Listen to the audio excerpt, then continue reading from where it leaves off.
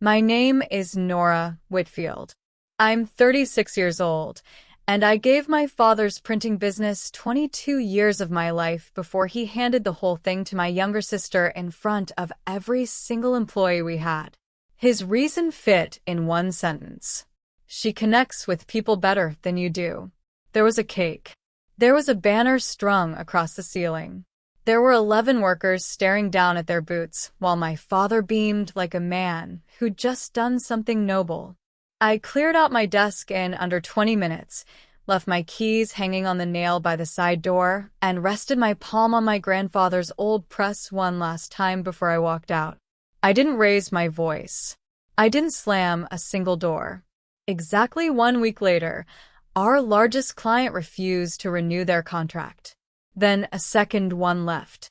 By the time the month was over, my parents were leaving me voicemail after voicemail, 3 in one night alone.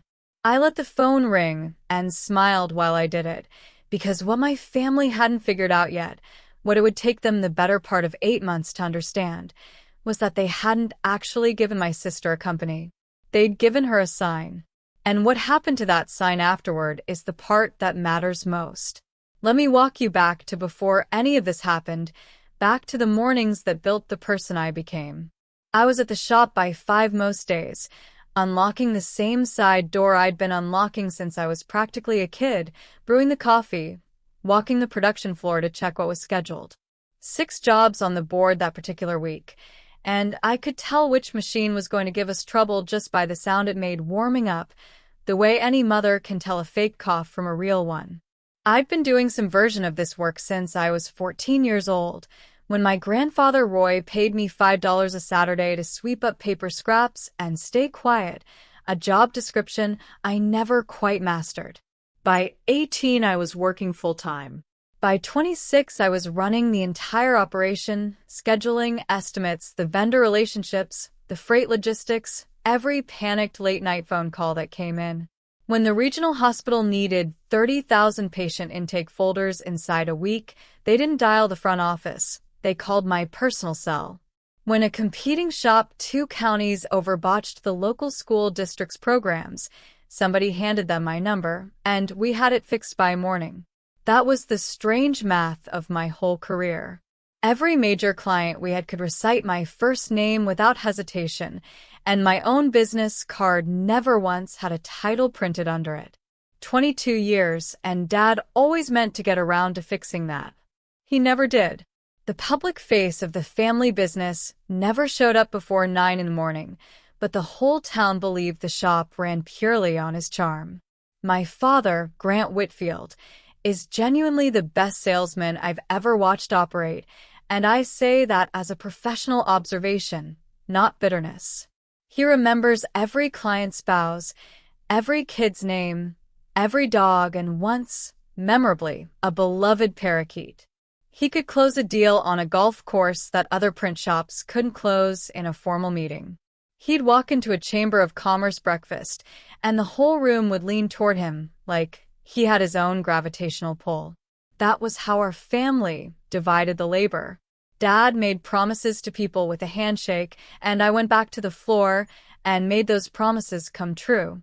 He'd tell a client we could finish a catalog in 6 days when the Real schedule said 9. Then he'd head home for the evening, and I'd stay behind with Marcus, our lead pressman, splitting a pizza at midnight, quietly doing the impossible so my father could keep being a legend at breakfast the next morning. I want to be fair because fairness matters to me even now. My father's charm wasn't an act. He truly loved the people he sold to, and they loved him back. But somewhere along the way, he convinced himself that the charm was the actual product and the ink was just the packaging.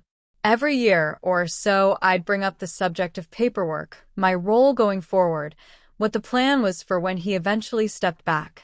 Every year, I got the same warm deflection. "We'll sit down after tax season, sweetheart."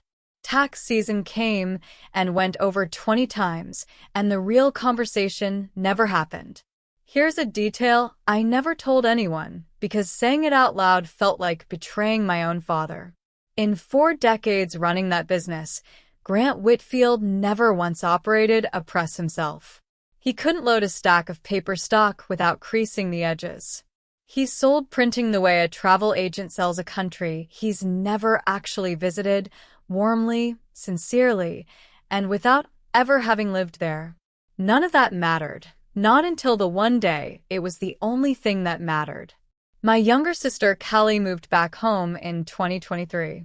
She's 5 years younger than me, and, to be completely honest, she's talented. She'd spent 7 years at a marketing agency in the city doing brand campaigns for restaurant chains, and she's genuinely good at that work. She came home with a tailored blazer and a slideshow titled Whitfield Reimagined. My father watched that presentation the way some men watch a fireworks show. There were slides about brand storytelling and visual identity, and a word cloud where the largest word floating in the middle was authentic, which I found privately hilarious. She had an audit prepared for everything. The one she called the client experience audit was the one that eventually got me, though it took me a full month to notice what it had quietly done. My name disappeared off the client emails. Requests that used to land directly on my cell phone started routing through a generic new inbox called Hello Whitfield Print. Callie called it streamlining the funnel. I called it what it actually was, but only inside my own kitchen where nobody could hear me. Then one Tuesday, I found a brand new organizational chart taped to the break room wall, all clean lines and soft pastel colors. My father's box said founder. My sister's box said creative director. Underneath both of them sat a plain gray rectangle labeled production. That was me. Not my name, just the word production, as though the building itself had simply grown me out of the floorboards.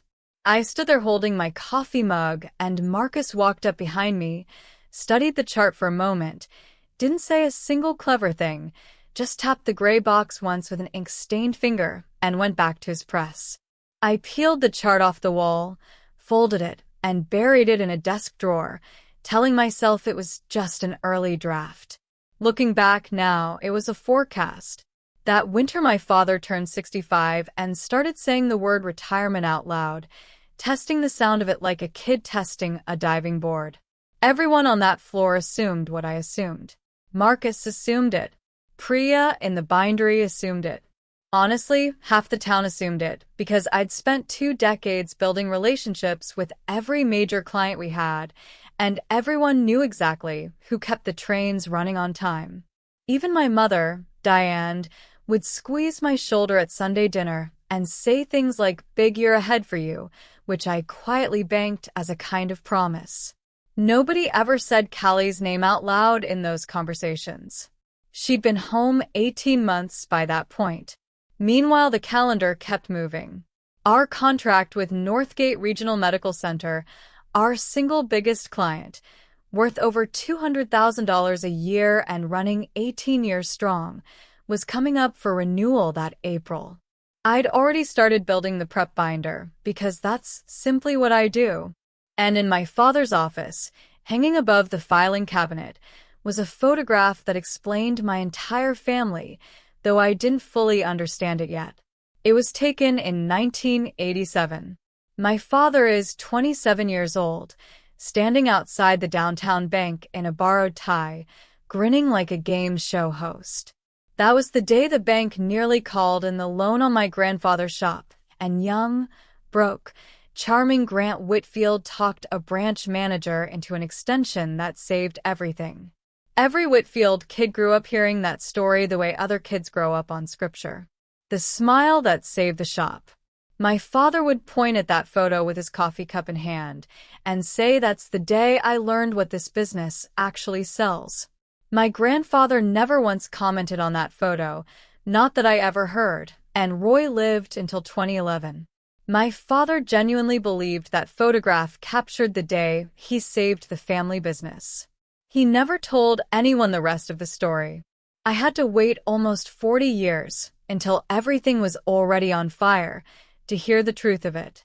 Now, before you wonder why a grown woman spent 22 years without an actual employment contract, let me be clear that I didn't just sit quietly and hope for the best. In 2015, when I took over daily operations, I asked my father to put succession plans in writing. He agreed enthusiastically, the way he agreed to everything, and even made an appointment with Gary Whitlock, our family attorney. Then he canceled it. After tax season in 2019, I got serious about leaving. A commercial printer in the city offered me an operations position with a real salary and a real title, and I said yes in my head for 2 full days. That same week, my father landed in the emergency room with chest pain, and by Friday, he had a stent in his chest and a list of doctor's instructions he promptly ignored. You try handing a resignation letter to a man with a fresh stent and a business he genuinely cannot run without you standing beside him. I stayed. Then 2020 happened, and if you owned a small business that year, you already understand. I filled out payroll protection paperwork at my kitchen table until 2 in the morning, kept all 11 of our employees on payroll, and steered the whole operation through, while my father called clients to keep spirits up, which, credit where it's due, he was genuinely good at. Every single exit closed on its own schedule, and none of those schedules were mine. Here's the one piece of protection I did happen to have, though I had no idea yet how much it would matter later. In all those years, nobody ever asked me to sign an employment agreement. No contract, no non-compete clause, nothing at all. We're family, my father always said, and family doesn't need paperwork. He meant it warmly. It turns out that sentence cuts in both directions, and he'd only ever bothered to read it in one. So when my father finally called an all-staff meeting that April, my very first thought was that Gary Whitlock had finally drafted the papers.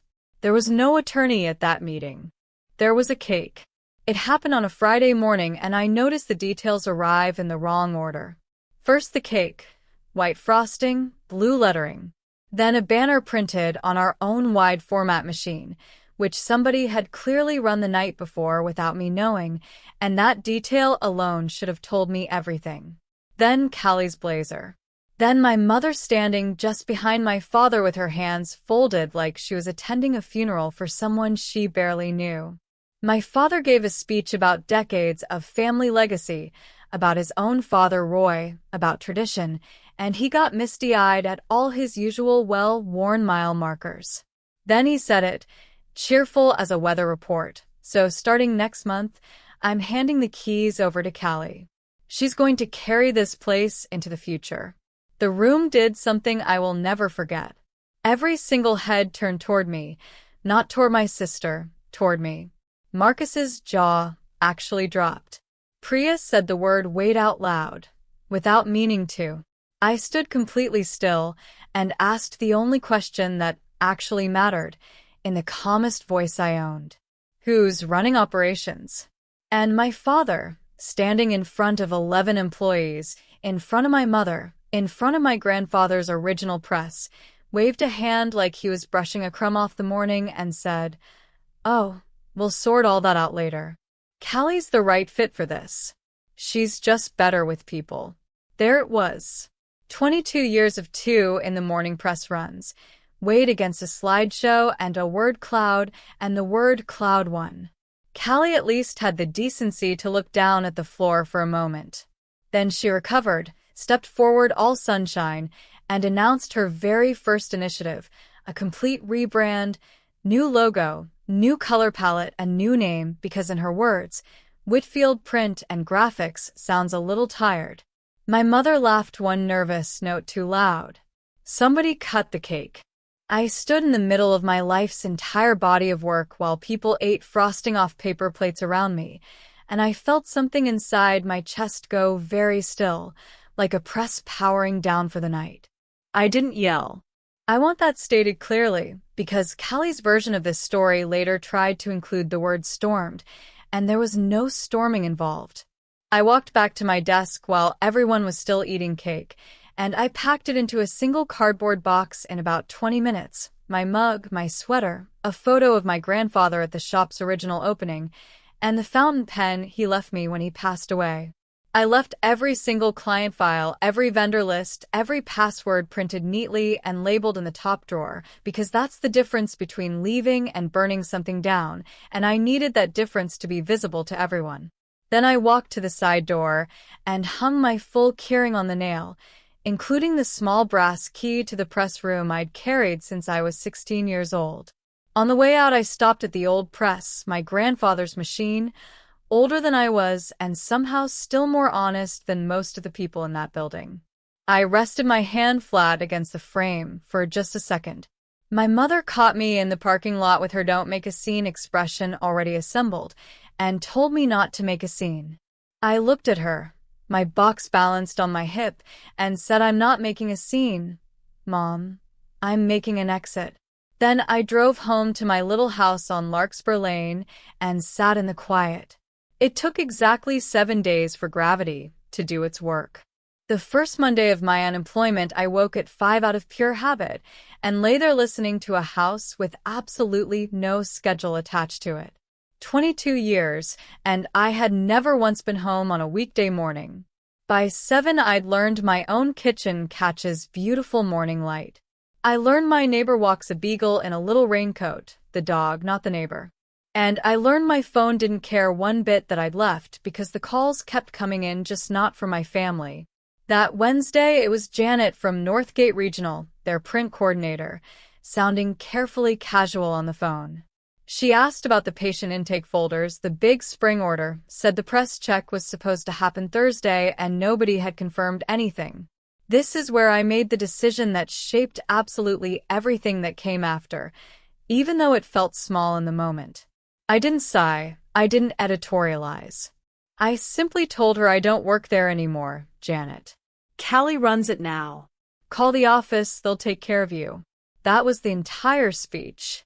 I could have unloaded everything right there on the phone, and part of me genuinely wanted to, the part that had just watched my family eat cake over my career. But I'd made a decision driving home with that cardboard box, that whatever happened next would happen without a single dishonest word coming from me, not for their sake, but for mine.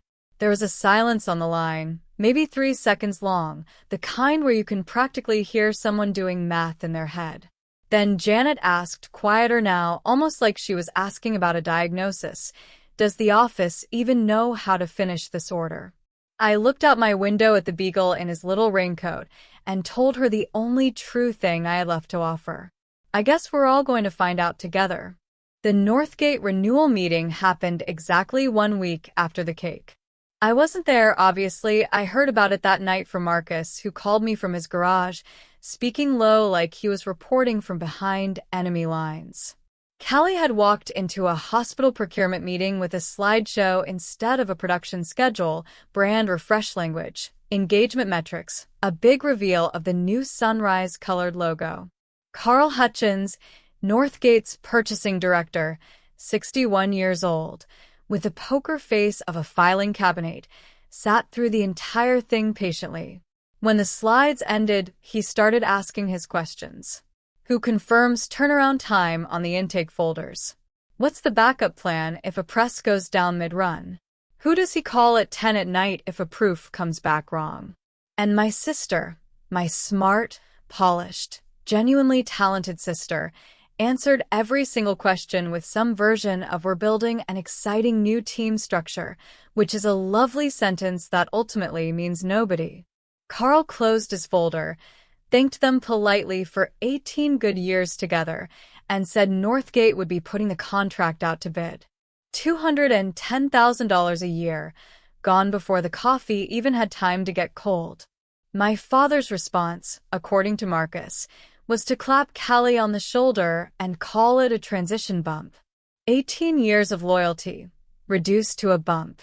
I understood something that night sitting on my porch with the phone against my ear, something my father had apparently never grasped in his entire life. That contract was never really between Northgate and Whitfield Print and Graphics. It was between Carl Hutchins and the one person who always answered the phone at 10 at night. They hadn't lost a client. They'd lost the actual person the client had been loyal to all along. Then came Draper's Grocery, a small regional chain with 9 stores across 2 counties, and for 11 years we'd printed their weekly circular, the flyer with the meat specials that lands in 60,000 mailboxes every single Wednesday. It isn't glamorous work, but it's exact work. Prices change every Tuesday night. We proof against a master sheet. A human being initials every single page, and only then does it go to print. That proofing step had always been mine, and apparently it left the building right along with me, because Callie had flagged the entire checklist system in her process audit as, and this is the actual phrase she used, a legacy bottleneck. During the last week of April, the circular went out with the old prices printed on the front page. Ground beef, chicken, laundry soap, all wrong, some by a significant amount. 9 stores had to honor the misprinted prices at the register while assistant managers scrambled to tape corrections over the display signs. Drapers billed the shop for the difference and pulled the contract by that Friday. $140,000 a year, gone in a single bad Wednesday. And here's the detail that told me exactly how the rest of this was going to unfold. Callie's public response was a statement posted on the shop's brand new social media account, Sunrise logo and everything, saying, "As we evolve, we're streamlining our partnerships to align with our vision." I read that sentence probably 10 times. In a front office, the word evolve means growth. Back on the production floor, evolve means somebody's hours just got quietly cut, and everyone back there understood exactly what it meant. Marcus told me the whole floor went silent for an entire shift after that post went up. 2 clients gone in 2 weeks, the 2 largest accounts on the books. I sat at my kitchen table with a calculator and figured out what was left to cover payroll, and the math had a hole in it big enough to drive a delivery truck through. That Wednesday night I was making soup when my phone lit up, and I watched it ring from across the counter like it belonged to someone else's problem now, which, technically, it did. The first voicemail was my mother, gentle and clearly rehearsed, saying things are a little chaotic at the shop right now, and we think this has all been blown out of proportion. Please call us. The second voicemail, an hour later, was my father, breezing past the pleasantries, saying the Northgate situation was just a misunderstanding. Carl's always been dramatic, but the timing is bad with the Draper situation, so we need you to come straighten out production for a while. Call me tonight. The third voicemail came near 10, my father again, and this time his salesman polish finally cracked at the edges. "This is about family, Buffy. The shop's in a rough patch and you're sitting at home. Whatever this is, be the bigger person." I stood there stirring my soup and took inventory of exactly what those 3 messages did not contain. No apology. No offer of my old job back, or any job at all. Not one single sentence acknowledging what had actually happened on that shop floor in front of 11 employees. They weren't calling their daughter. They were calling a part that had fallen off the machine, hoping to bolt it back on before anyone important noticed the rattle. "The clients are being dramatic," my father had said, but Carl Hutchins hadn't raised his voice once in the 18 years I'd known him. So no, I didn't call back. I sat at my kitchen table, ate my soup, and I'll be honest with you, because you've come this far with me, I smiled, alone in my own kitchen, one slow, deliberate smile. My family read my silence as sulking. It wasn't a sulk. It was a blueprint, and I'd already started sketching it that very afternoon. My mother is a woman who believes there's no wound a pot roast can't heal, so on the first Sunday in May I was summoned to lunch, and I went. You might ask why, and the honest answer is that 36 years of loving people doesn't simply switch off the moment they break your heart on a Friday. The table was set with the good dishes, which in my family always signals negotiation. My father opened with charm, told a story that got a laugh out of my mother, and then the offer arrived, served somewhere between the roast and the pie. I want you to understand the actual shape of it. I could quietly help from home, no title, no announcement, just until Callie found her rhythm. I would fix the production chaos invisibly from my kitchen table while the town kept believing in the Sunrise logo. They were offering me my old life back, minus the part where anyone would ever know it had been mine. I said no, softly, no speeches attached. That won't work for me. My mother's face did the thing where disappointment gets dressed up as concern. Then Callie, who had been quiet up until that point, leaned in and said the line that told me she genuinely did not understand it as an insult. Come on, I'm better with people, you're better with machines. That's literally all Dad meant. I looked at my little sister for a long moment, and she truly believed that. That was the sad, almost fascinating center of the whole thing. She'd been raised on that same photograph in my father's office, same as I had, and she'd come out the other side believing the frame was the entire house. The machines, I said, standing up and finding my purse, have never once lied to me, Callie. Thanks for lunch. Nobody followed me out to the car, which was its own kind of information. In the middle of May, Callie held her big launch party, Solaris Print Collective. That was the new name, chosen according to the invitation, to reflect light, warmth, and new beginnings. The invitation itself was genuinely beautiful.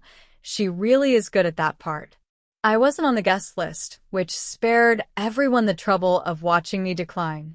But the shop sits right along my route home from the hardware store, and that Thursday night I drove past slowly, the way you drive past an old house you used to live in. String lights strung across the parking lot, plastic champagne flutes, a projector throwing the new Sunrise logo against the brick wall, and it looked, honestly, pretty nice. Then my headlights swept across the dumpster near the loading dock, and I hit the brakes hard enough to slide the groceries clean off the seat, because sticking straight up out of that dumpster, on top of dead banners and bubble wrap, was the sign. 6 feet of solid oak, Whitfield printing, gold lettering, hand-painted by my grandfather back in 1969 when the entire shop was one press and a prayer. It had hung over that door for 56 years. Roy repainted the gold himself every spring until his hands got too unsteady to manage it, and after that Marcus and I did it every April without ever once being asked. They had unbolted it and thrown it straight into the trash along with the packing peanuts. I stood in that parking lot in the dark, party lights glowing warmly just around the corner, and I climbed into that dumpster in my good jeans. The sign was heavier than I remembered. I hauled it out one end at a time, scraped my forearm raw, got dirt all down my shirt, and loaded it into the bed of my truck like a casualty from a battlefield. My father gave the company to my sister, fine. But that night in the trash, they left behind the one thing I still actually wanted. I laid the sign across 2 sawhorses in my garage and cleaned it gently with a soft rag, the way you'd clean a picture frame after a flood. Underneath all the grime, the gold still held its shine. Roy had used a sign enamel from a company that doesn't even exist anymore, and he'd laid those letters down with a steadiness I've chased my entire life and never quite managed to catch. I sat on an overturned bucket in that garage and let myself properly remember him for the first time since the cake. My grandfather couldn't talk to bankers to save his life. He got shy around loud men and mumbled through parties, and the town's polite consensus was always that Roy Whitfield was a fine craftsman with absolutely no head for business. But I watched him run that shop from the time I was 14 until he died in 2011, and here's what I actually saw. He never once missed a delivery date. Not once, through weather, through breakdowns, through the flu. The job arrived exactly when Roy said it would arrive, for 42 straight years, and that reliability bought him more genuine loyalty than any handshake my father ever sold. Once, when I was maybe 16, I asked him why he'd stayed up all night nursing a run for a client who haggled him down on price every single year without fail. He didn't even look up from the feeder. "You can't print a promise, kid," he said. "You have to keep it." Then he handed me the loop and made me check the registration, because for Roy there was never a lesson handed out without a job attached to it. I sat in my garage staring at his letters, and then I went inside and opened the folder where I keep track of my life. $43,000 in savings, a paid-off truck, a small house with a big garage. I opened my laptop and started searching for something I wasn't ready to name out loud yet, not even to myself. During the last week of May, Solaris laid off Marcus. 31 years at that shop. Marcus ran his very first press for my grandfather back in 1994, trained me on impositions when I was a teenager with more attitude than sense, and had personally saved nearly every important job we ever nearly lost along the way. He read me the termination paperwork over the phone from his truck in the parking lot, in the flattest voice I've ever heard come out of him, citing ongoing quality failures, with the Draper's misprint listed by name as the example. The very proofing checklist Callie had deleted as a legacy bottleneck was now officially recorded as Marcus's failure. They walked him out before lunch. He's 58 years old. His wife has decent insurance, thank God, but that was never the actual point, and you already know it wasn't. The point is he called me from that parking lot, and he was not okay, and he spent the first full minute pretending that he was, which was somehow worse. Priya texted me an hour later, saying they're already talking about more cuts after summer, who's next. I sat with that message for a long time because up until that afternoon I'd been telling myself a comfortable story, that this was purely a private matter between me and my family, and the honorable thing to do is stand clear and let them learn the hard way. But a shop isn't just a family argument. It's 11 paychecks. It's Marcus's 31 years quietly rewritten into a firing offense to protect somebody's brand story. Standing clear stopped feeling neutral the moment they started feeding my people into the hole I'd left behind. So when Marcus ran out of ways to keep pretending he was fine, I finally asked him the question I'd been circling for 2 weeks in my garage, sitting with that sign on the sawhorses, listening. I asked him, hypothetically, if I did something a little reckless, would he do it alongside me? And Marcus, bless him, didn't even ask what the plan was. He just said, "So when do we start?" My mother showed up at my house during the first week of June carrying a shoebox full of old photographs, which is how women of her generation say the things they can't quite say out loud. We drank coffee together at my kitchen table while she slowly worked up to it. Then she slid out a smaller print of that 1987 photo, my father in the borrowed tie, grinning outside the bank, and she finally told me the part of the story that never made it into the family legend. The night before that photograph was taken, she said, Roy had gotten the call that the loan was about to be called in, and my grandfather, the steadiest man I ever knew, had knelt down on the press room floor in front of his machine and prayed out loud. My father, 27 years old, stood in the doorway and watched his own father beg for help beside a press, and something inside him broke and reset itself crooked. Your dad walked into that bank the very next morning, my mother said, and he was wonderful, and he genuinely saved all of us. And he came home certain of exactly one thing. His father's hands had nearly lost the shop, and his own smile had saved it. He spent the rest of his life certain of that one belief. He didn't choose Callie to hurt you, Nora. He chose the thing that had once saved him. He looked at you and saw his own father kneeling on that floor. I sat there with my coffee going cold. It's a strange thing, understanding someone completely and still being just as angry as before. The two feelings just sit there beside each other, never quite touching. Then my mother did the bravest thing she's done in this entire story. She looked down at her own hands and told me he'd made the decision back in March. She'd known before the cake was even ordered. She let that sit in the air between us. She didn't ask to be forgiven for it. I refilled her coffee, and we looked through photographs of people who were gone until the light outside went dark, and when she left, neither of us said the word Solaris out loud. Not once. The building I'd been circling online turned out to be the old hardware store on Sycamore Street downtown, closed for 3 years, dusty windows, a for lease sign faded to the color of weak tea. I met the landlord on a Tuesday afternoon. Inside it smelled like sawdust from another decade, and it was perfect, high ceilings, a freight door in the back, and 3-phase power still wired from the machine shop days, which if you're not in this business, is the entire difference between running real presses and running a hobby. $14.50 a month. That night I sat at my kitchen table with a legal pad and did the honest math. $43,000 in savings, a used digital press, a cutter, a folder, call it $60,000 more borrowed against a small business equipment loan. Marcus part-time until revenue said otherwise. Priya whenever she was ready to jump. Then, at the very bottom of the pad, I wrote out the rules, because if I was actually doing this, I was going to do it in a way my grandfather could look at without flinching. Rule 1, I would never make a single call to a Solaris client. Not one call, not one gentle nudge, not one just checking in. Whoever came to me came on their own feet. Rule 2, not one bad word about my family spoken in public, ever. The town wasn't going to get a feud out of me. Rule 3, everything done in daylight, my name on the lease, my name on the loan, my sign hanging over the door. If I was going to be visible at all, I'd be visible completely. I sat with those rules for a long while. Then I signed my name twice that week, once on a lease, once on a loan I genuinely could not afford to get wrong.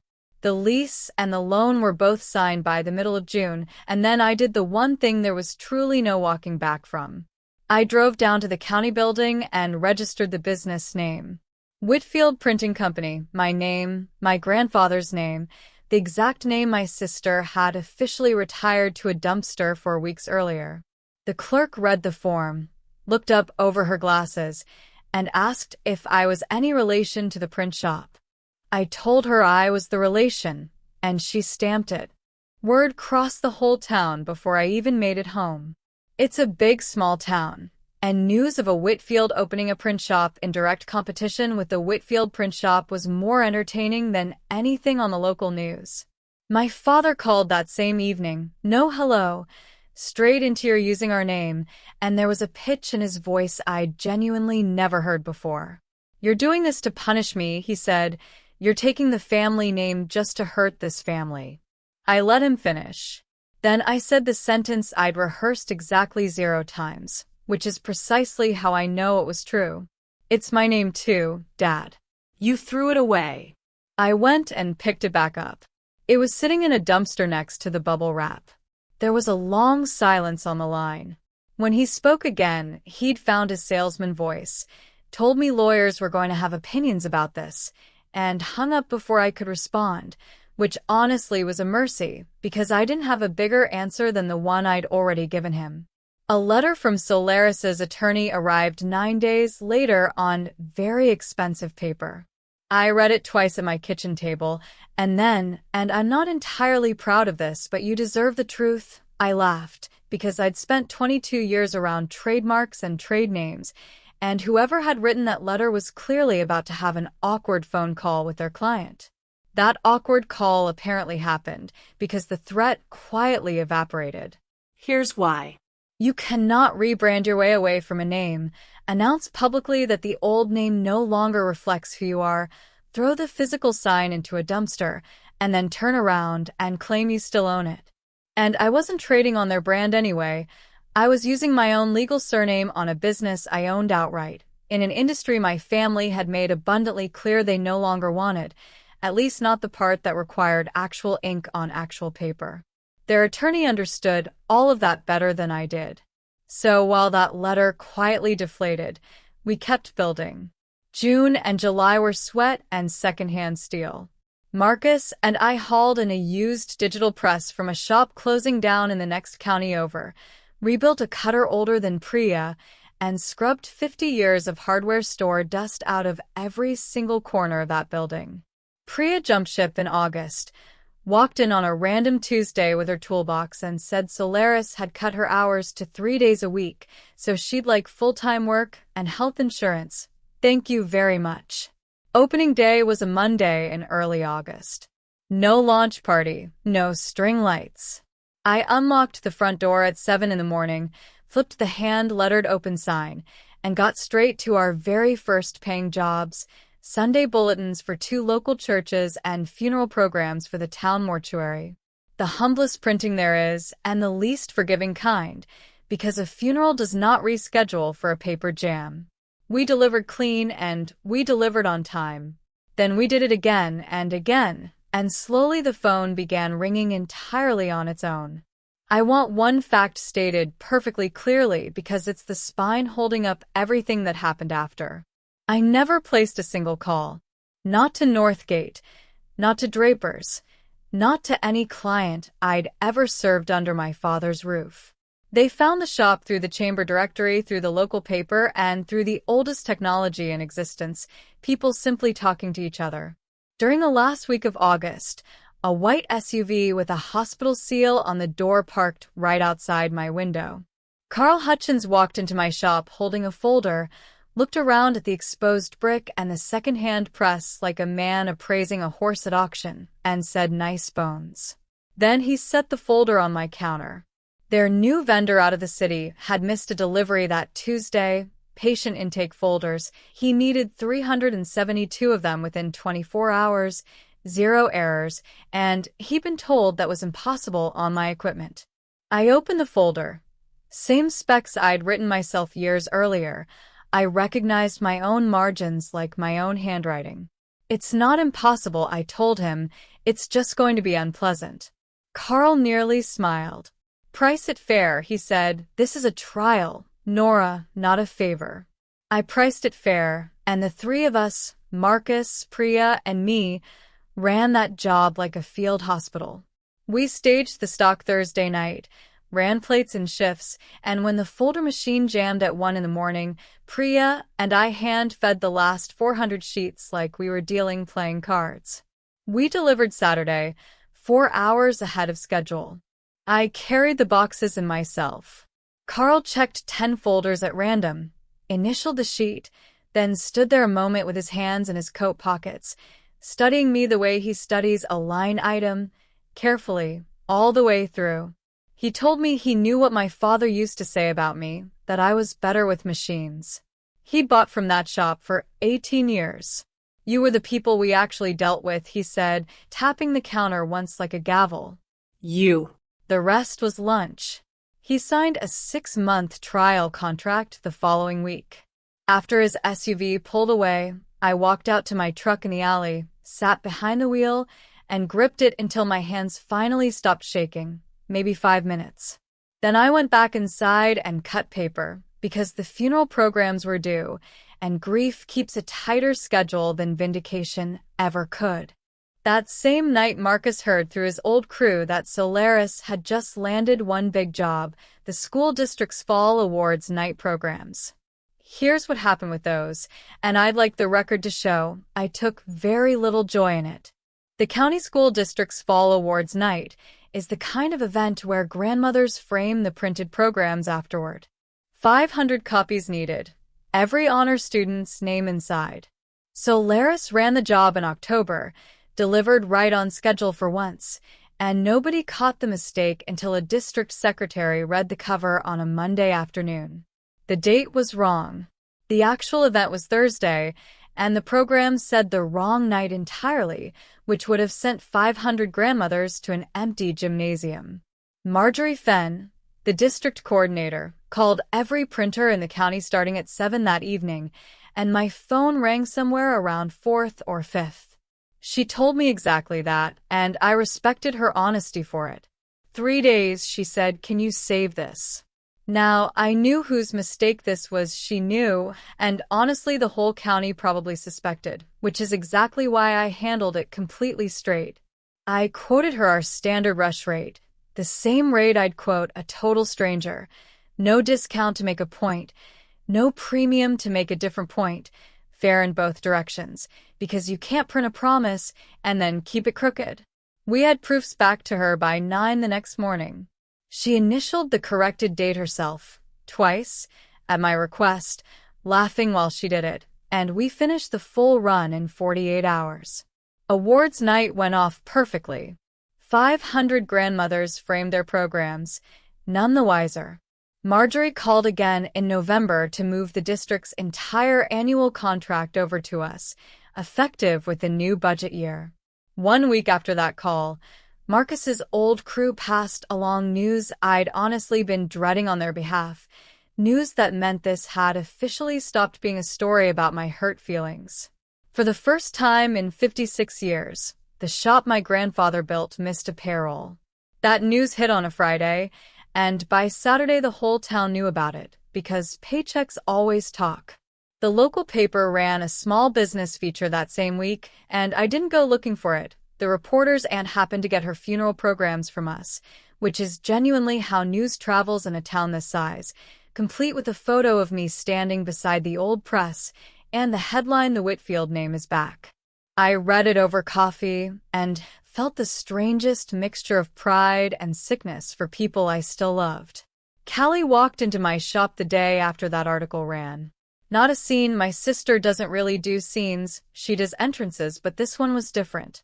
Her coat was buttoned wrong, her mascara worn down to a suggestion, and she was holding the folded newspaper like it was evidence in a trial. "You're stealing my life," she said quietly, and it was the quiet that made it land, not the words themselves, the exhaustion underneath them. I set down my box cutter and gave her the only defense I had, the advantage being that it was completely true. "I never made a single call, Callie, not one. You can go pull the phone records yourself." She looked around my little shop, the exposed brick, the raw steel, the smell of ink that her rebrand had somehow managed to erase from her own building, and I watched something shift behind her face. When she finally spoke again, it wasn't a weapon anymore. It was the truest thing my sister has ever said to me. She told me Dad never actually taught her the machines, not once. Every time she'd asked about the shop growing up, he'd waved her off and told her she was the face of the business. She'd built an entire life around being the face. Then she caught herself, straightened her coat, and found the exit in her own voice again. "This isn't over," she said. "The bank's giving us options." It didn't really sound like a threat. It sounded more like a girl repeating something her father had told her one last time. I said, "Okay, Callie," and she left. I stood in my shop afterward, finally understanding that my sister and I had grown up inside the exact same photograph. She simply never got the chance to step outside the frame. The first real snow fell during the second week of December, the soft kind that makes even a parking lot look almost forgiving. We'd had a brutal, good month. The district onboarding, Northgate's trial volume, letterpress Christmas cards that half the county suddenly wanted. I was closing up a loan on a Thursday, half the lights already off, cash drawer already counted.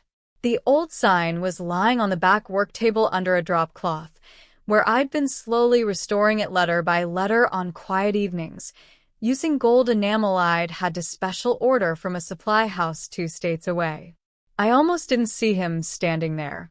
My father was outside the front window in the snow, hat on, no gloves, staring in at the shop the way you'd stare into an aquarium, close enough to touch the glass and completely unable to breathe on the other side of it. I don't know how long he'd been standing there. I unlocked the door.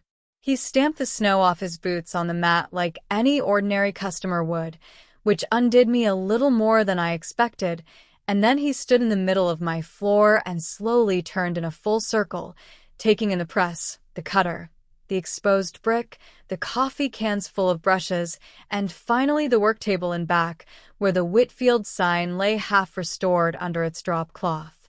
He looked at that the longest. Then my father, the best salesman I have ever personally watched work, sat down on the stool at my counter with the stiffness of a man twice his actual age, took off his hat, and set it down beside him. He asked if I had a minute for him. I told him I did, and while I had my back turned making coffee, I heard it, a small metal sound against wood, the exact sound a keyring makes when a man sets down everything it used to open. When I turned around, the keys to my grandfather's shop were sitting right there on my counter, and my father slid them across the wood toward me. He laid out the whole offer over that coffee, and I'll give him this much. It was the best pitch of his entire life, because it was built entirely out of things I had genuinely once wanted. Come back. Take the whole company. Ownership papers signed at the attorney's office within the week. It was always supposed to be yours, he said, and his voice actually cracked on the word always, and I believe he genuinely believed it in that moment. The bank would extend the line of credit if I was the one at the helm, he'd already asked, which told me exactly how far in advance he'd planned this whole conversation. Callie would stay on as creative director. She needs a soft landing, Nora. She's your sister. This shop would fold in underneath it, and then the last term arrived gently like it was somehow a gift. We'll simply tell people it was the plan all along, a planned transition of leadership. Nobody has to feel embarrassed, no feud, no gossip. The family comes out of this looking strong. And there it was, the old currency one final time. The story matters more than the truth, wherever the truth happens to fit conveniently around it. I looked down at the keys sitting on my counter. 10 years I had asked that man for a single page of paper with my name on it. 10 years of tax seasons. And now he'd sign absolutely anything I wanted within the week, as long as the town never learned the true order of events. Everything I'd wanted, gift wrapped in the exact condition that had strangled me my entire career. I didn't trust myself to answer him that night, and I told him so plainly, I need one night, Dad. He nodded, stood up, put his hat back on, and paused at my door. Take the keys home with you at least, he said. Walk the floor, it remembers you. So I did. God help me. I actually took the keys. I let myself into my grandfather's old shop at 10 that night, completely alone, and stood in the dark just breathing it in. Every shop carries its own particular smell. This one was ink and machine oil and half a century of paper dust, with the faint ghost of Callie's lavender diffusers underneath, which had fought the ink smell for a year and a half and ultimately lost. I didn't bother with the main lights. I walked the floor by the glow of the exit signs alone, past presses sitting silent under their covers like horses standing in their stalls, and I ended up exactly where I always end up, at the old press. Someone had draped it in plastic sheeting. I pulled the sheeting off, because it deserved better than that. I put my hand flat against the frame the same way I had the day I walked out. It was cold. That machine had never once been cold in my entire life. It ran warm from Monday through Saturday for 50 straight years. In the doorway to the stockroom, I found the old pencil marks, faint by now, my name at age 14, then a line, age 15, another line taller. My grandfather had measured me against that doorframe every single summer, like I was a crop coming in. This building was every hour of my youth, and it could be entirely mine again before Friday. All I had to do was nod. And the entire drive home, one sentence rode along in the passenger seat and refused to get out of the truck. We'll tell people it was the plan all along. If I nodded to that sentence became the official truth of my life. The town would get a smooth, comfortable story. Callie would get her soft landing. My father would get a legacy with no visible dent in it. And the woman standing in a dumpster in her good jeans, she'd never officially have existed at all. I sat in my driveway for a long time. Then I went inside, slept badly, and at 7 the next morning I called my father and asked him to come by my shop at closing time. He arrived at 6 wearing the same hat, and the snow was doing its soft, forgiving thing again outside my windows. I'd closed early. The coffee was already on, and the two of us sat at my counter like a customer and a printer, which, in the end, is exactly what we were. I set his Keurig down on the counter between us. Then I pushed it back across the wood, and the sound it made, small, metal, final, was the loudest thing that happened all night. No, Dad. He looked down at the keys, then up at me, and I watched 40 years of closing technique start assembling behind his eyes, and I held up a hand before any of it could deploy. You're not going to talk me around this one, so let's save us both the good stories. Here's my answer, and here's exactly why.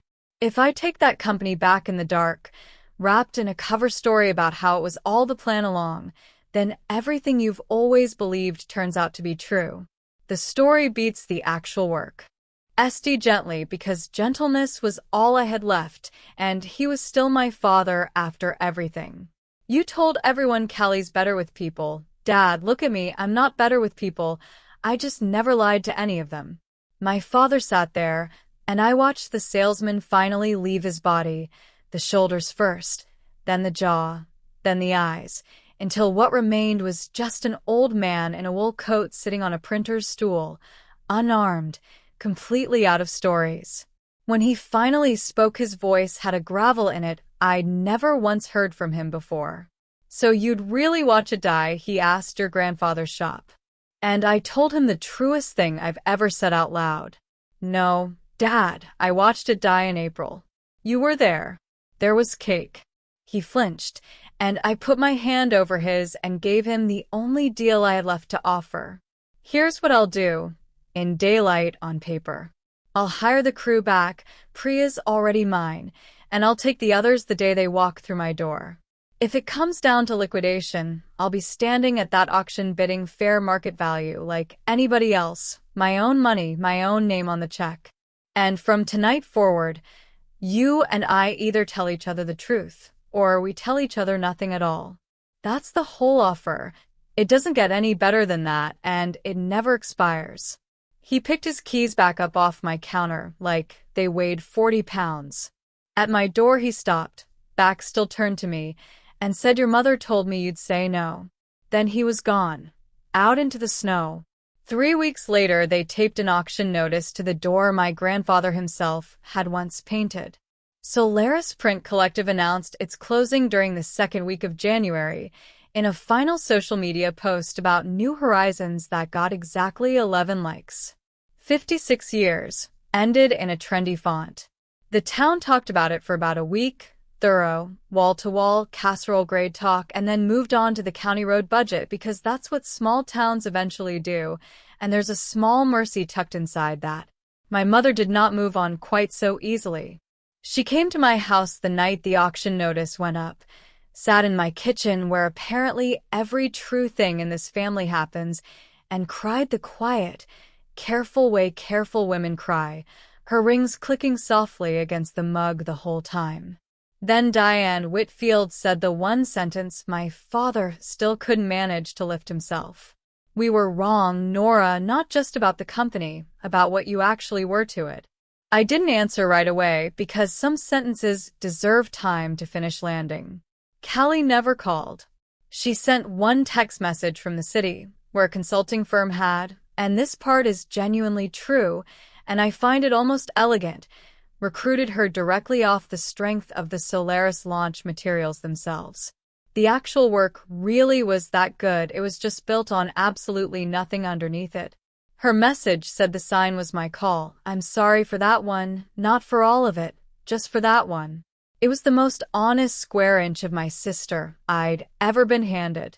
I wrote back, "I know, I still have it."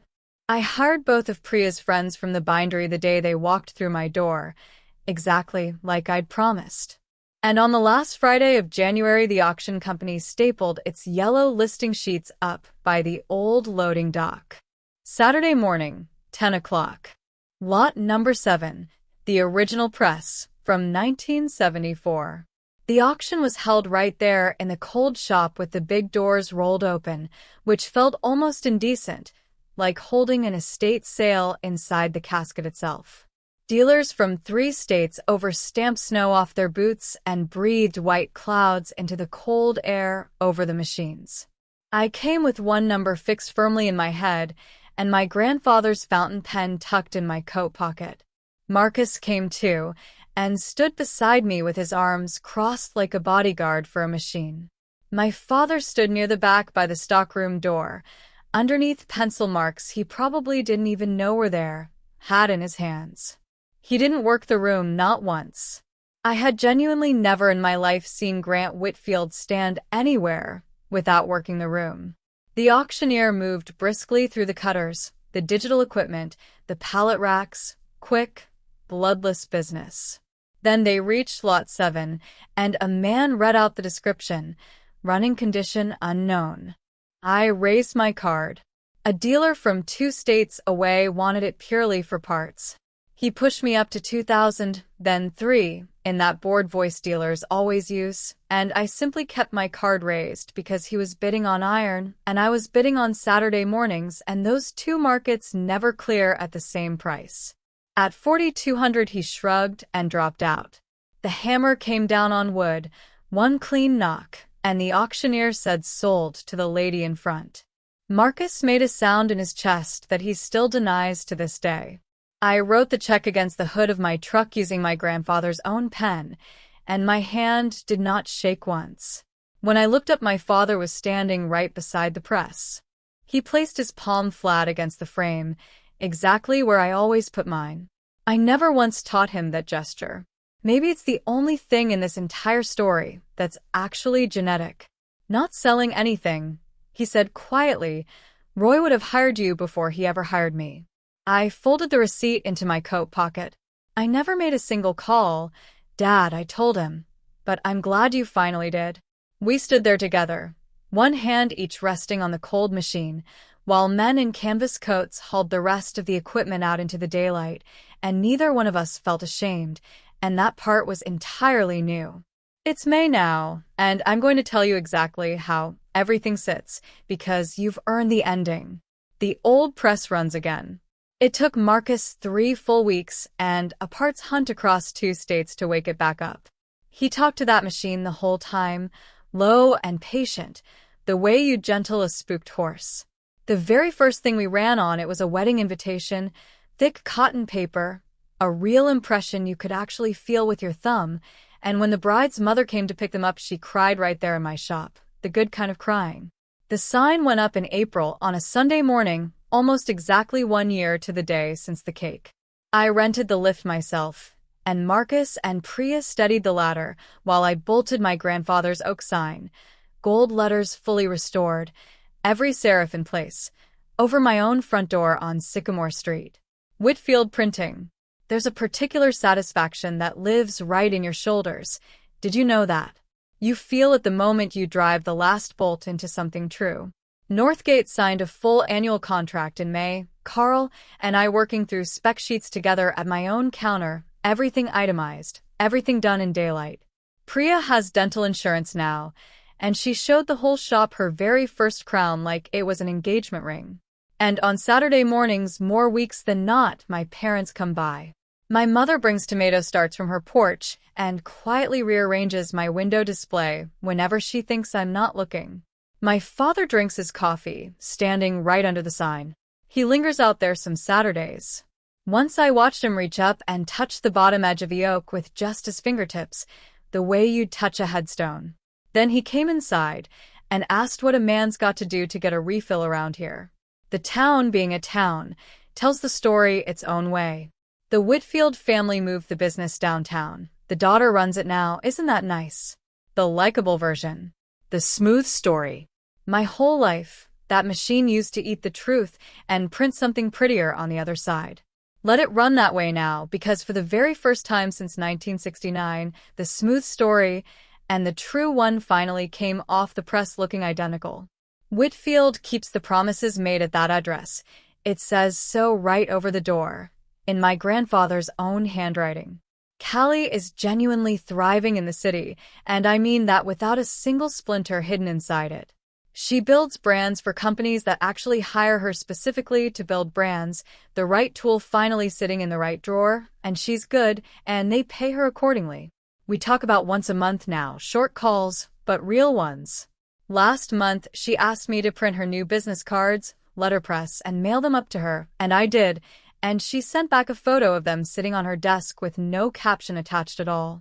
Between sisters, that counts as a treaty. And my father's found a new ending for his favorite old story. I've heard him tell it at the diner at the bank counter. 1987, The Borrowed Tie, except now it lands completely differently. My smile bought us one extension. He tells people now my daughter's word bought us 50 years. Turns out only one of those was ever the actual family business. If there's one thing I'd said in type and hand to every quiet woman out there doing invisible work for people she loves, it's my grandfather's line, finished off with my own hard-earned ending. You can't print a promise. You have to keep it. And if the people sitting at your table only ever notice you the moment you stop, then stop. Stand out in the daylight and build something where everyone can watch until your own name over your own door finally.